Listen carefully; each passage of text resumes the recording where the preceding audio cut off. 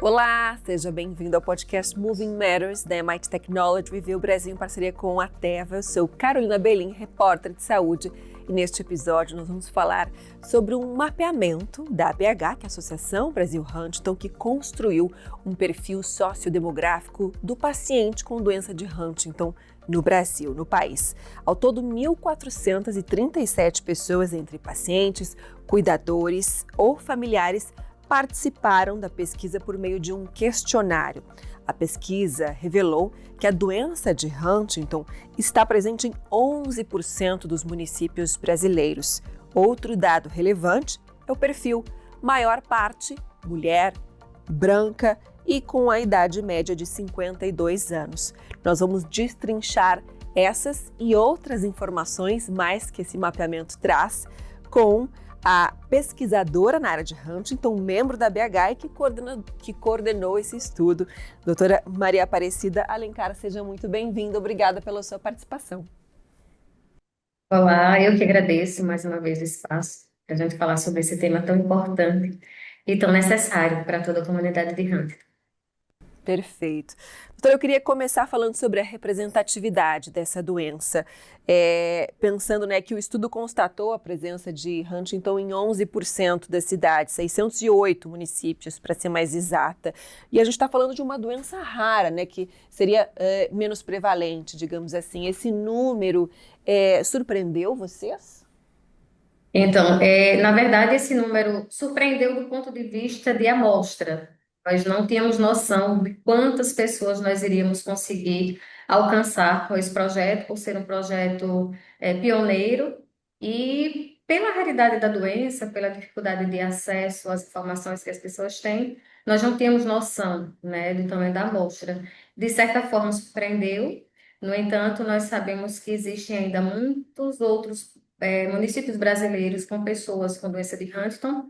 De maneira informal, nós temos essas informações pelo convívio com a doença, pelo contato com pessoas de todo o país, mas realmente foi muito importante esse número, né, essa amostra que nós conseguimos, até porque esses 11% de municípios brasileiros estão distribuídos em todas as regiões do Brasil.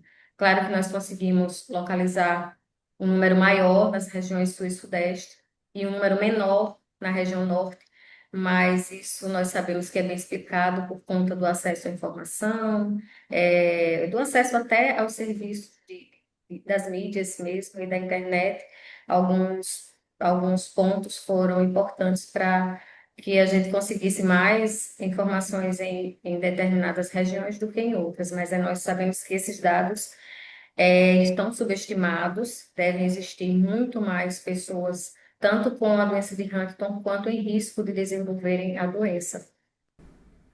Mas é um começo já, né? E aí, olhando para esse perfil que vocês conseguiram traçar, né? Como eu disse ali no início, maior parte mulher. Que outros dados a senhora pode compartilhar conosco em termos de perfil social, de renda, de escolaridade? A maioria das pessoas apresentam um nível de escolaridade no nível de graduação e pós-graduação. Mas, mais uma vez, nós queremos ressaltar, é claro, que pode existir um viés aí, justamente pelo acesso aos serviços, né? Nós sabemos que a realidade do nosso país é bem diversa e que esses dados, apesar desses 50% de pessoas com nível de escolaridade elevado, e como também perfil socioeconômico relativamente aceitável, vamos chamar de aceitável, pelo que eles responderam com relação aos gastos que eles têm com relação aos serviços de saúde. Foi um gasto médio de um salário mínimo mensal, mas nós sabemos, é claro, que isso não retrata a realidade brasileira, apesar de ser um grande passo, assim como os dados numéricos, né, de pessoas com doença de Huntington, familiares e cuidadores, são um grande passo e um ponto de partida importante para galgarmos aí outros caminhos, por buscas, por melhorias para esse público. Quanto a perfil, se é que a gente pode dizer perfil sintomático, né? Mas a questão dos sintomas, o que foi relatado, mais relatado? Nós fizemos duas partes, vamos dizer assim, com relação a essa informação. Nós perguntamos a eles quais os sintomas mais importantes. E o mais citado foi a Coreia, né, que são os movimentos involuntários.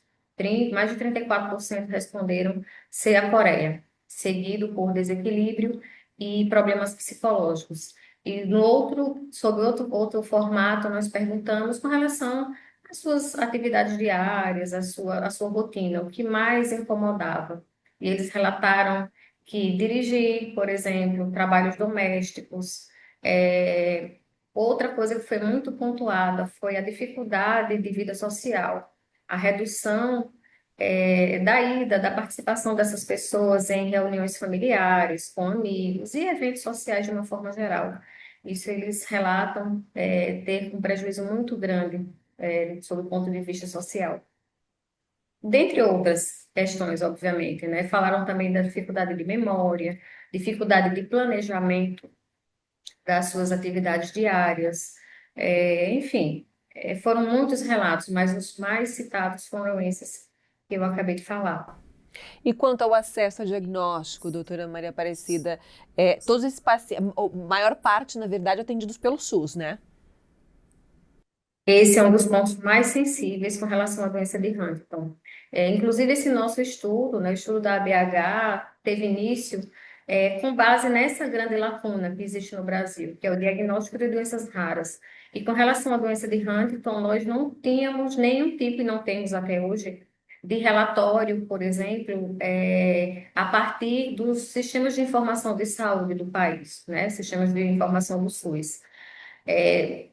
Quando nós vamos fazer uma busca, nós não temos esses números. E foi por isso, principalmente, que nós resolvemos investigar. E por que não existem esses números? Nós sabemos, a partir do contato com pacientes e com familiares, da dificuldade de diagnóstico. E aqui eu sempre que falo da dificuldade de diagnóstico, eu gosto de citar o exemplo do meu município, que é Feira Grande, no interior de Alagoas, que foi o que me incentivou a entrar no grupo de voluntários e de pesquisadores com relação à doença de Huntington. Lá eu consegui fazer um mapeamento de, enfim, que resultou em 6 gerações e que até então, até 2005, nós não tínhamos o diagnóstico. A doença era chamada de nervoso.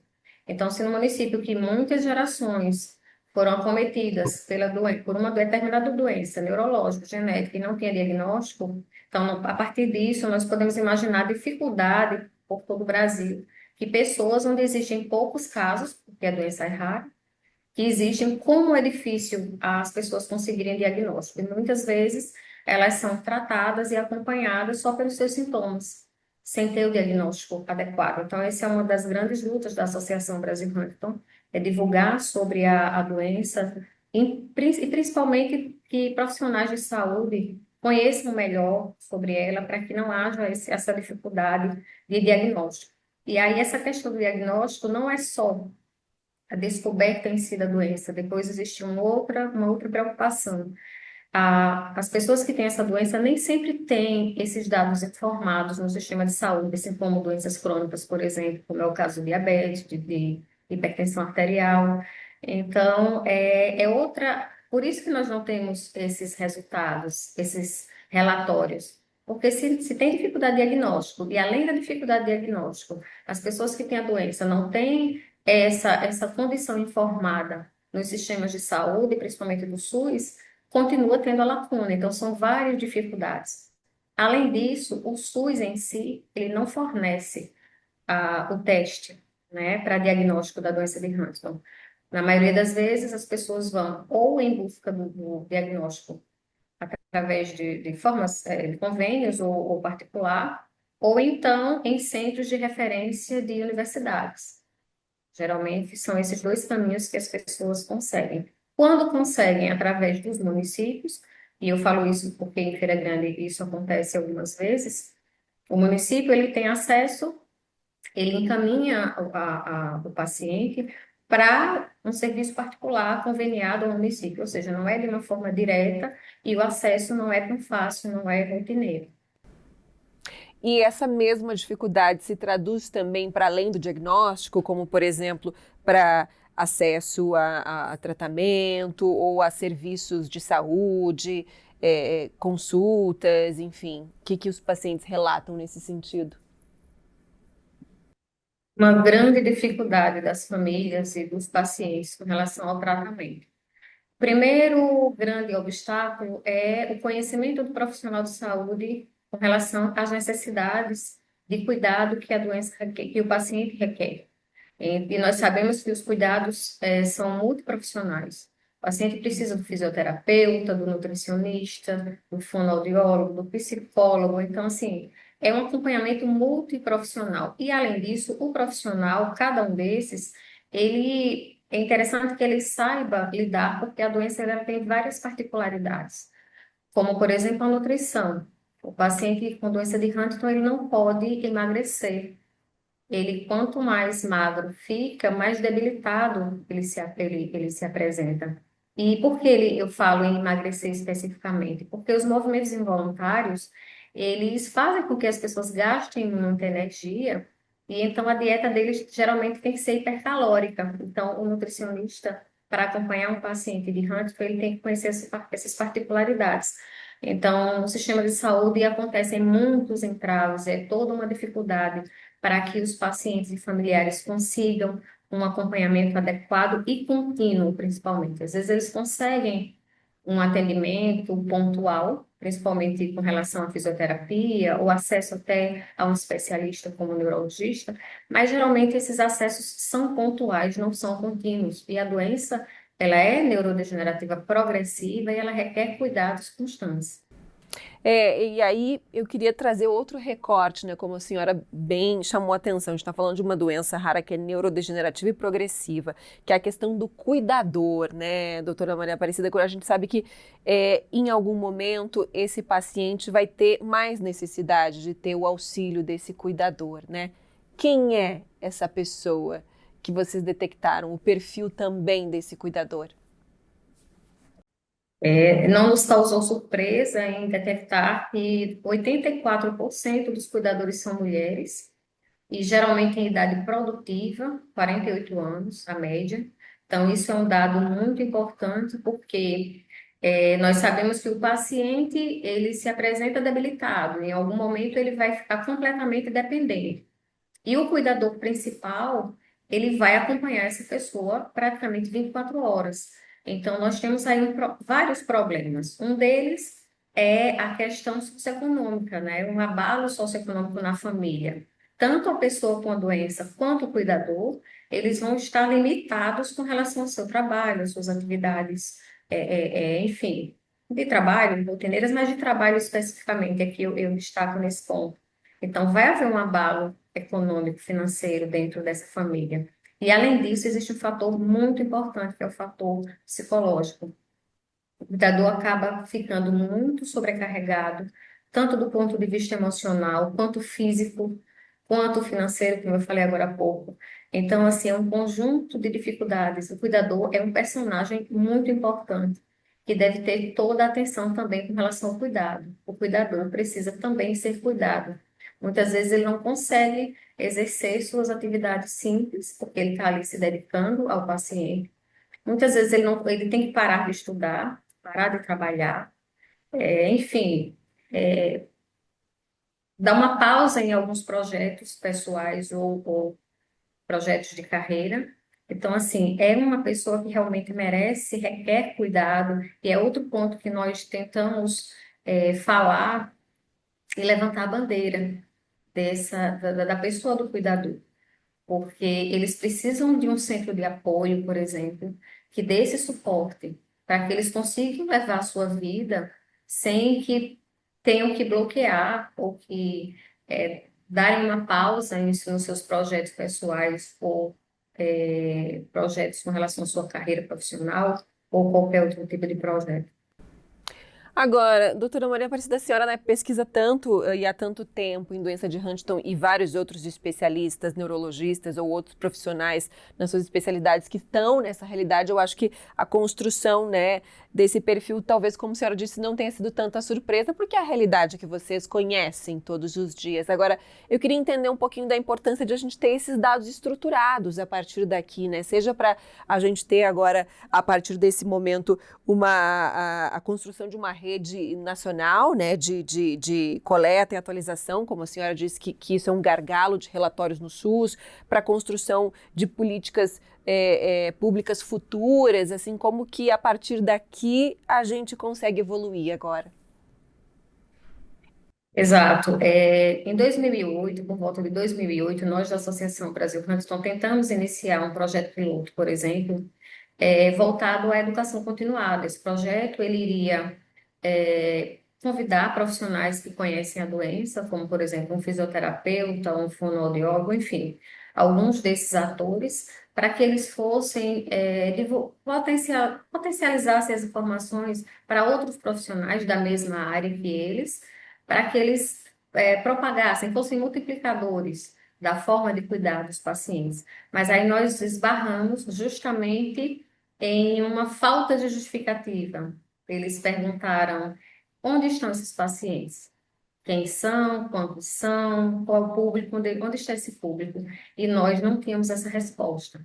De maneira informal, nós tínhamos algumas dessas respostas, porque todas as pessoas no país que descobrem que tem um familiar, ou elas próprias, como pacientes, descobrem que tem doença de Huntington, entram na internet e localizam de imediato a Associação Brasil Huntington. E aí nós temos contato de pessoas em todo o país.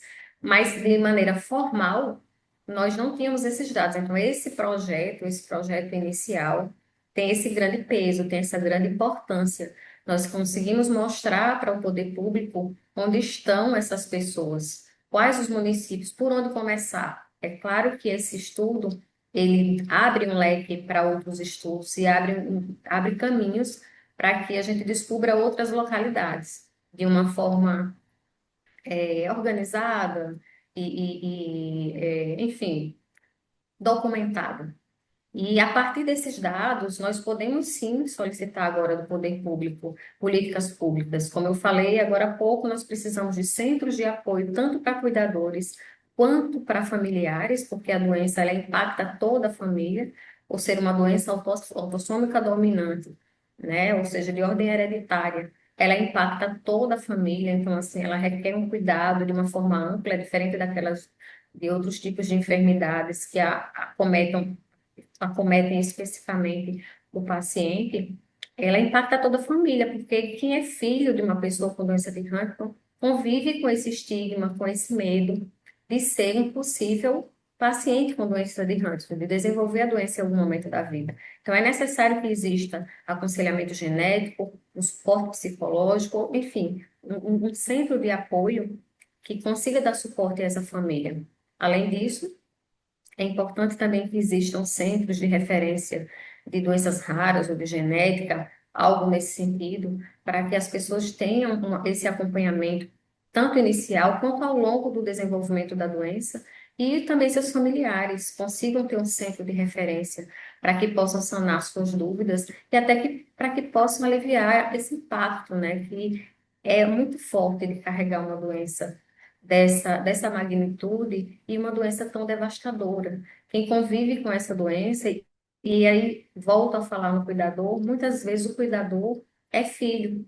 Nos nossos estudos, 33% são cônjuges e seguidos de filhos. Então, assim, é um público, principalmente os filhos, que além de ser cuidador, de acompanhar seu pai e sua mãe com a doença de Huntington, ele sabe que pode, em algum momento da vida, tem 50% de chance de ter ou não essa doença. Então, assim, é outra forma, é outro impacto que essa pessoa tem, quando, além de ser uma pessoa em risco, ela é um cuidador.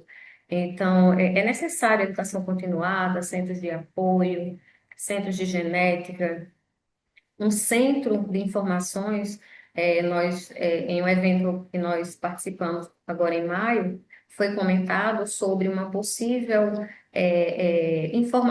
sistema de informação específico para doenças raras com a colaboração das associações. Isso eu achei um ponto super positivo, porque as associações elas são um grande braço para essas famílias com doenças raras, porque eles acompanham tudo o que acontece com relação a elas, acompanham estudos com relação a novas terapias, acompanham sobre os profissionais, o que é que eles podem fazer. Então, a colaboração das associações é muito importante do ponto de vista de apoio às famílias, e se isso ocorrer realmente, esse grande centro, que é um censo raro, foi chamado também lá de censo raro, será de extrema importância para que a gente realmente tenha aí um grande banco de dados e possa dar suporte e dar visibilidade a essas pessoas, né? Aí nós vamos saber onde elas estão, mais pessoas, mais famílias, porque como é que elas serão beneficiadas? Elas só serão beneficiadas a partir do momento que elas são vistas,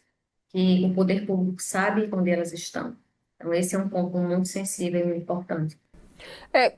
Quando a senhora diz, nessa reunião que a gente teve recente, quer dizer, vocês já estão, né? A gente sabe que a BH é bastante atuante, vocês já estão em contato com quem constrói essas políticas públicas, né? Esses atores que tomam decisão para levar essas reivindicações, levar esses dados, e como a senhora já identificou, então, né, necessidade de pontos de referência em genética, ou centros de apoio aos pacientes e seus cuidadores. Isso já está sendo, de alguma maneira, dialogado com quem toma as decisões? Isso já vem sendo bastante discutido, e agora em maio ocorreram dois encontros, um na Câmara Federal e outro no Senado, voltados para as doenças raras, e lá havia a presença de todos os atores importantes nesse sentido. Representantes do poder público, né, do Ministério da Saúde, senadores, deputados, a sociedade civil, representantes de farmacêuticas, enfim, professores universitários, representantes de doenças raras. Então, assim, todos os atores em discussão, em diálogo para a construção. E lá foi falado sobre esse possível censo raro, e cada um tentando contribuir para que a gente consiga chegar, alcançar esse grande ponto, que é esse censo com, contendo pessoas com doenças raras no nosso país. É uma lacuna enorme, mas nós notamos que aos poucos, com esses encontros e com os esforços das partes interessadas, principalmente as associações de pacientes de doenças raras, nós iremos conseguir chegar a um ponto importante com relação aos dados das pessoas com doenças raras no Brasil. Perfeito, maravilha. E dentro da BH vocês também planejam mais estudos iguais a esses, ou por enquanto trabalhar com esses dados?